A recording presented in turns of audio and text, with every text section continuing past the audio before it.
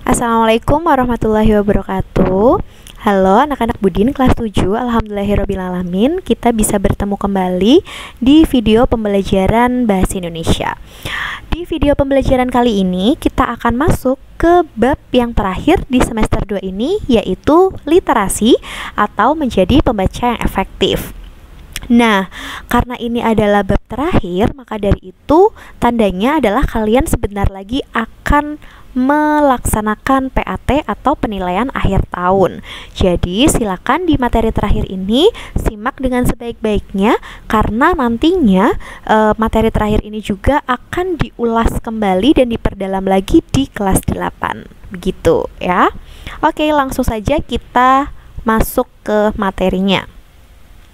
Nah, di bab terakhir ini sebenarnya sedikit berbeda dengan di bab-bab sebelumnya, karena di bab-bab sebelumnya itu lebih memfokuskan pada kegiatan menulis. Nah, kalau di bab terakhir ini kita aktivitasnya akan lebih sering ke membaca, karena judulnya saja literasi ya. Jadi nanti akan ada membaca dan juga menulis. Untuk produk akhirnya memang sebuah tulisan, tapi untuk prosesnya itu akan banyak sekali bersinggungan dengan kegiatan membaca. Jadi untuk kalian yang belum senang untuk membaca, nanti akan dicoba atau akan dilatih di sini agar kalian bisa senang atau gemar untuk membaca. Nah, yang pertama adalah kita akan membedakan dulu atau mempelajari dulu jenis dari buku atau bacaan. Di dalam bahasa Indonesia, buku atau bacaan itu ada dua jenis. Yang jenis pertama adalah jenis fiksi, dan sedangkan yang kedua adalah jenis non-fiksi. Nah, fiksi dan non-fiksi ini memiliki perbedaan yang signifikan ya tentunya ya. Dari yang pertama adalah jenis buku fiksi. Jenis buku fiksi ini adalah jenis buku yang berisi cerita khayalan atau sebuah imajinasi. Jadi semua cerita atau semua hal yang sumbernya dari imajinasi seseorang itu kita sebut sebagai buku sebagai jenis bacaan fiksi. Contohnya apa? Contohnya ada kumpulan dongeng, ada cerpen, ada novel, dan juga ada drama. Untuk cerita fantasi di semester 1 kemarin itu juga masuk ke dalam bacaan fiksi. Kemudian untuk fabel di semester 2 kemarin yang bab kedua kemarin itu juga masuknya adalah jenis fiksi. Sedangkan jenis yang kedua adalah jenis non-fiksi. Kalau non-fiksi itu adalah jenis buku yang berisi hal-hal nyata dan sudah terbukti kebenarannya. Contohnya ada biografi, ada buku pelajaran yang biasa kalian baca di rumah ya. Kemudian ada kamus, ada juga ensiklopedia. Nah, kalau untuk buku non-fiksi ini biasanya kita jadikan sebagai referensi karena buku fiksi itu mengandung banyak ilmu yang memang sudah terbukti keilmuannya atau kebenarannya, jadi sudah valid begitu ya. Nah, kemudian di dalam membaca sebuah bacaan atau sebuah jenis buku itu pasti kita akan dihadapkan dengan rangkuman, atau kita akan melakukan sebuah kegiatan merangkum. Nah, di sini Bu Dinar akan ajarkan dua metode kalian dalam merangkum. Metode yang pertama adalah berdasarkan gagasan pokok, dan yang kedua adalah dengan pemetaan. Kalau dengan pemetaan pikiran itu sebenarnya sudah sering kalian lakukan pada saat kalian membuat peta konsep dari suatu jenis materi ya. Misalnya kalian dikasih tugas oleh guru kalian untuk merangkum materi yang sedang kalian pelajari dengan membuat peta konsep. Nah, itu sama saja merangkum dengan pemetaan pikiran. Jadi biasanya pakai tabel-tabel atau misalnya pakai pohon peta dan lain sebagainya, itu dengan pemetaan pikiran. Nah, yang kedua ini adalah dengan berdasarkan gagasan pokok. Nah, berdasarkan gagasan pokok itu berarti kita harus tahu dulu apa itu gagasan pokok. Gagasan pokok itu sama halnya dengan ide pokok, sama dengan gagasan utama, sama juga dengan ide utama. Jadi gagasan pokok, ide pokok, gagasan utama, ide utama itu semuanya sama, hanya diksinya saja yang berbeda atau hanya penulisannya saja yang berbeda. Nah, apa itu gagasan pokok? Gagasan pokok itu adalah ringkasan dari kalimat utama.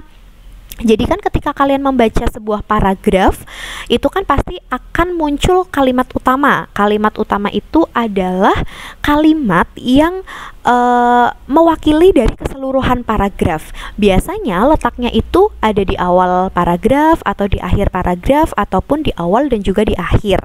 Nah, yang namanya gagasan pokok itu adalah ringkasannya. Jadi tidak full satu kalimat penuh, tapi diringkas dengan bahasa kalian sendiri. Itulah yang disebut sebagai gagasan pokok. Jadi kalau mau mencari gagasan pokok, carilah kalimat utama terlebih dahulu, ya.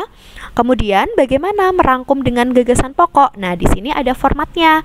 Yang pertama kalian menuliskan judul bukunya dulu. Kemudian kalian tuliskan juga judul bab, kemudian judul subbabnya, dan kemudian baru mencari gagasan utama dari masing-masing paragraf. Kalau ada 5 paragraf, ya berarti 5 gagasan utama. Nah, itu kemudian nanti digabung menjadi satu. Itulah yang kita sebut sebagai rangkuman. Begitu, ya. Nah, kemudian tadi kan Bu Dinar juga bilang ketika kita mempelajari bab terakhir ini, nanti hasil akhirnya tetap sebuah tulisan. Nah, tulisannya itu adalah sebuah komentar terhadap karya yang sudah kita baca.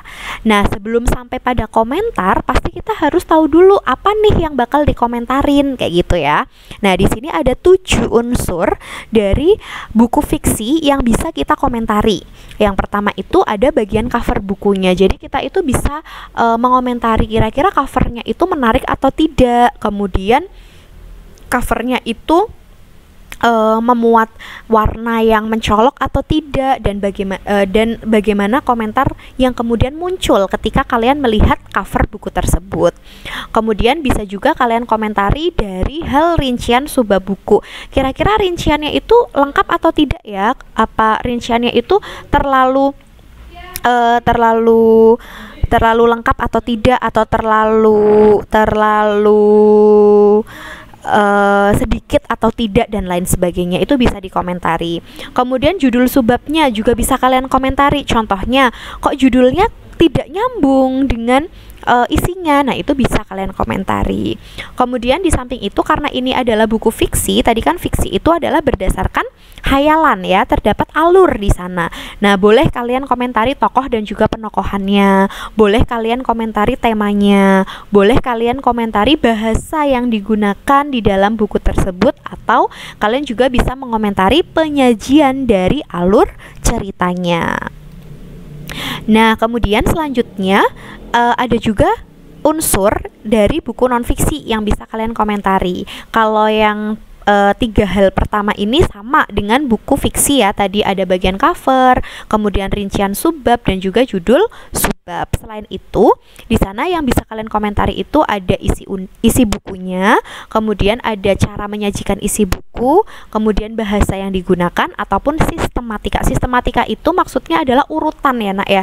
Jadi biasanya kan kalau di buku itu kan daftar pustaka ada di akhir, tapi kok kalian misalnya menemukan daftar pustaka itu adanya di awal. Nah, itu bisa kalian komentari gitu.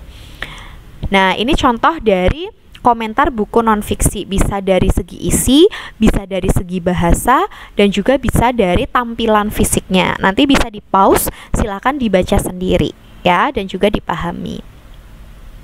Kemudian selanjutnya, nah ini adalah hasil akhir kita di bab yang terakhir ini, yaitu membuat sebuah resensi. Apa itu resensi? Resensi itu adalah ulasan atau komentar buku. Kenapa kita harus membuat resensi? Nah, tujuannya itu adalah untuk menilai buku yang telah kita baca itu dari sisi keunggulan dan juga dari sisi kekurangannya, atau biasa kita sebut juga dengan review. Jadi kan biasanya kita merekomendasikan sesuatu di sana ya. Nah, itu bisa kita buat dengan membuat resensi. Jadi misalnya kalian mau mereview sebuah buku, nah kalian bikin resensinya karena di sana terdapat keunggulan ataupun kekurangannya. Dan pastinya di sana ada strukturnya ya, Nak ya. Ada dari identitas, kemudian info, singkat terbitan atau edisi. Ini boleh ada, boleh tidak sebenarnya ya, tergantung bukunya. Kalau memang bukunya tidak ada edisi, ya tidak usah dicantumkan. Kemudian ada ringkasan cerita atau biasa kita sebut sebagai isi dari bukunya, atau kalau buku fiksi berarti itu sinopsis ya.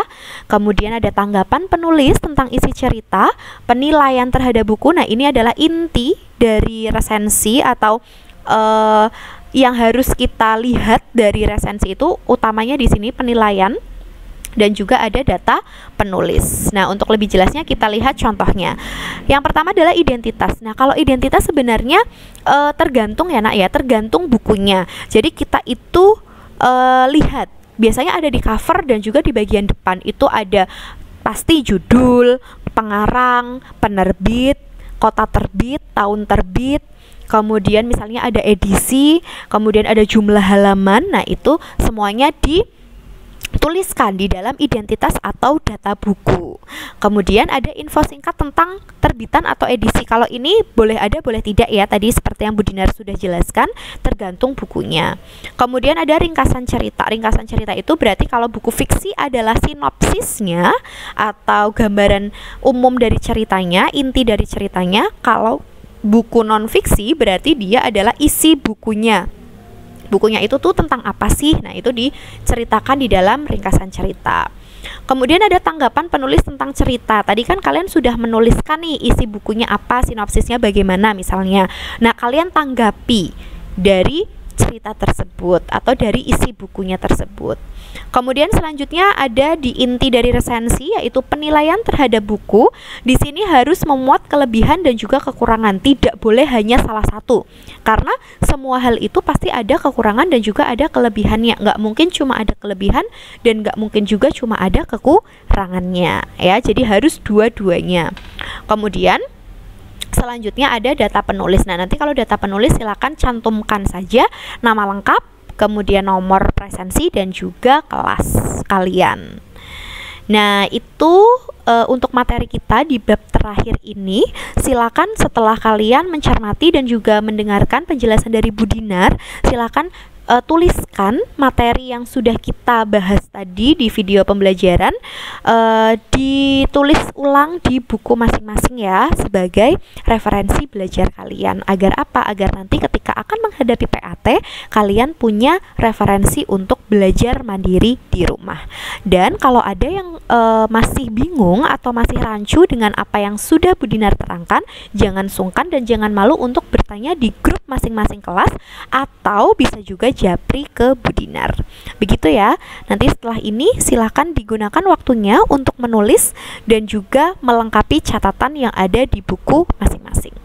Selamat belajar bahasa Indonesia. Bu Dinar akhiri cukup sampai di sini.